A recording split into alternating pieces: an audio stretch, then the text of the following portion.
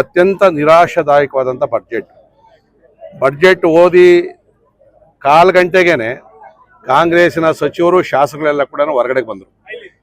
ನಾವು ಕೂಡ ಹೊರಗಡೆ ಬಂದ್ವಿ. ಹಿಂದೆ ಕಳೆದ ವರ್ಷದಲ್ಲಿ ಏನು ಬಡ್ಜೆಟ್ ಆಗಿತ್ತು ಅದನ್ನೇ ಪುನರಾವರ್ತನೆ ಮಾಡವ್ರೆ. ಒಂದೇ ಒಂದೇನು ಅಂದರೆ 16 ವರ್ಷದ ಒಳಗಡೆ ಇರ್ತಕ್ಕಂಥ ಮಕ್ಕಳಿಗೆ ಇಂಟರ್ನೆಟ್ಟನ್ನು ನಿಷೇಧ ಮಾಡ್ತೀವಿ ಅಂತಕ್ಕಂಥದ್ದು ಒಂದು ಒಳ್ಳೆಯ ಅಂಶ ಕಂಡು ಬಂದರೆ, ಬೇರೆ ಏನು ಕೂಡ ಬೆಂಗಳೂರು ಇಷ್ಟು ದೊಡ್ಡದಾಗಿ ಬೆಳೀತಾ ಇದೆ. ಪ್ರತಿ ವರ್ಷ 10,000 ಕೋಟಿ ರೂಪಾಯಿ ಮೀಸಲಿಡಬೇಕು, ಯಾವುದು ಇಟ್ಟಿಲ್ಲ. 7,000 ಕೋಟಿ ಇಟ್ಟಿದ್ದೀವಿ ಅಂತಾರೆ, ಕಳೆಸರಿ ಅದನ್ನೇ ಹೇಳಿದರು.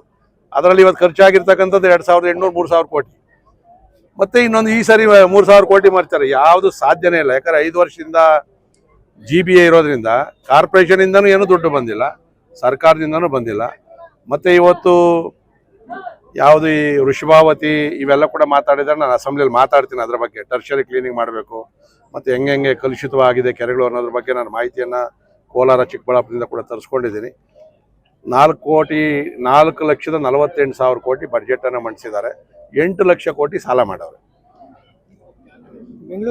ಸೊ ಅದನ್ನು ಕೇಂದ್ರ ಸರ್ಕಾರದ ಮೇಲೆ ನಮ್ಮ GST ಕಡಿಮೆ ಆಗ್ಬಿಡ್ತು, ದುಡ್ಡು ಕಡಿಮೆ ಆಯಿತು ಅಂತ ಹೇಳ್ತಾವ್ರೆ. GST ಕಡಿಮೆ ಮಾಡಿದಾಗ ರೇಟ್ ಕಡಿಮೆ ಮಾಡಿದ್ರು. 18 ಇದ್ದಿದ್ದು 5 ಮಾಡಿದ್ರು, 5 ಇದ್ದಿದ್ದು 0 ಮಾಡಿದ್ರು. ಇದರಿಂದ ಸಾಮಾನ್ಯ ಜನಗಳಿಗೆ ಅನುಕೂಲ ಆಗೈತೆ, ರೇಟ್ ಕಡಿಮೆ ಆಗೈತೆ. ಇವತ್ತು ಕೇಂದ್ರ ಸರ್ಕಾರದ ಮೇಲೆ ಗೂಬೆ ಕುಂಡಿಸೋಂಥ ಕೆಲಸವನ್ನು ಸನ್ಮಾನ್ಯ ಮುಖ್ಯಮಂತ್ರಿಗಳು ಮಾಡಿದ್ದಾರೆ. ನಾಳೆ ನಿಮ್ಗೆ ಗೊತ್ತಾಗ್ತದೆ ಹೆಂಗೆ ಟೀಕೆ ಬರ್ತದೆ ಅಂತೇಳಿ. ಆಡಳಿತ ಪಕ್ಷದವರು ಕ್ರಾಂತಿಕಾರಿ ಬಡ್ಜೆಟ್ ಅಂತಾರೆ, ನಾವೆಲ್ಲ ವಾಂತಿ ಬರುವಂಥ ಬಡ್ಜೆಟ್ ಅಂತ ನಾವು ಹೇಳ್ತಾ ಇದ್ದೀವಿ.